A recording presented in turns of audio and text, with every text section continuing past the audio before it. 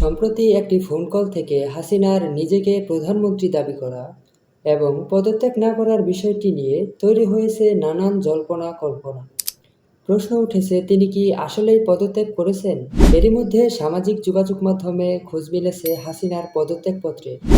মহামান্য রাষ্ট্রপতি বরাবর ওই পত্রে হাসিনা লিখেছেন, আমি গভীর দুঃখের সঙ্গে জানাতে চাই যে সাম্প্রতিক বিক্ষোভ এবং সংঘর্ষের প্রেক্ষিতে যেখানে ৩০০ জনেরও বেশি মানুষ প্রাণ হারিয়েছে, আর কোনো প্রাণহানি এড়ানোর জন্য আমি পদত্যাগের সিদ্ধান্ত নিয়েছি। আমি বাংলাদেশের প্রধানমন্ত্রী পদ থেকে পদত্যাগ করছি। এই ঘটনাগুলোতে আমি সম্পূর্ণ দায় স্বীকার করছি এবং জনগণের নিরাপত্তা ও কল্যাণের প্রতি আমার অঙ্গীকার সবসময় অটুট থাকবে। ওই পত্রে তিনি আরও বলেন, গত ১৫ বছর ধরে আমি আপনাদের সেবা করার সুযোগ পেয়েছি, যা আমার জীবনের সবচেয়ে বড় সম্মান। তবে সাম্প্রতিক ঘটনাবলী প্রমাণ করেছে যে এই মুহূর্তে দেশকে এগিয়ে নিয়ে যেতে অন্য নেতৃত্বের প্রয়োজন। আমি আশা করি আমার পদত্যাগ বাংলাদেশের উন্নয়নের জন্য নতুন পথ খুলে দেবে এবং শান্তি পুনঃপ্রতিষ্ঠিত করবে। এই কঠিন সময়ে আমার সরকার যা কিছু করেছে তার জন্য আমি গভীরভাবে অনুতপ্ত। আমি সব বাধ্যবাধকতা মেনে নিচ্ছি এবং এই সিদ্ধান্ত বাংলাদেশের বৃহত্তর স্বার্থে নিচ্ছি। বৈষম্যবিরোধী ছাত্র আন্দোলনের মুখে গত ৫ আগস্ট দেশ থেকে ভারত চলে যান শেখ হাসিনা। সম্প্রতি সামাজিক যোগাযোগ মাধ্যমে তার একটি অডিও ভাইরাল হয়েছে।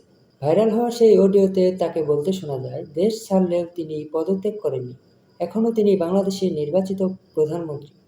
শেখ হাসিনা বলেন, আমি কোনো পদত্যাগ করিনি। আর্টিকেল 57 অনুযায়ী আমার পদত্যাগ করা হয়নি। তিনি বলেন, আমার নিরাপত্তার জন্য আমাকে সরে যেতে হয়, কিন্তু আমার পদত্যাগ হয়নি। বিষয়টি অনেকের মাঝে কৌতূহলের সৃষ্টি করেছে।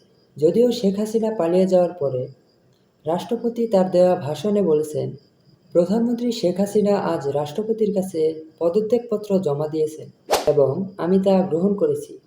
এই বিষয়ে আইনজীবী মহল বলছে, পদত্যাগ না করলে জাতির উদ্দেশ্যে রাষ্ট্রপতি কেন বলেছেন শেখ হাসিনা পদত্যাগ করেছেন এবং কি তিনি সেটি গ্রহণও করেছেন, এবং সে সময় তো ৩ বাহিনীর প্রধানও তার সাথে দাঁড়িয়েছিলেন।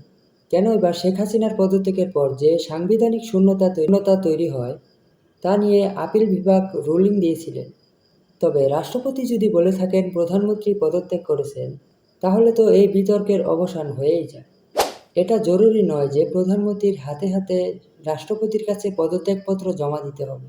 রাষ্ট্রের এই গুরুত্বপূর্ণ নথি নিয়ে কেন সামাজিক যোগাযোগ মাধ্যমে কেন এত আলোচনা, এমন প্রশ্ন রেখেছেন সিনিয়র আইনজীবীরা। আর তাই সামাজিক যোগাযোগ মাধ্যমে ভাইরাল হওয়া পদত্যাগপত্রের সত্যতা নিয়েও এখন উঠেছে প্রশ্ন।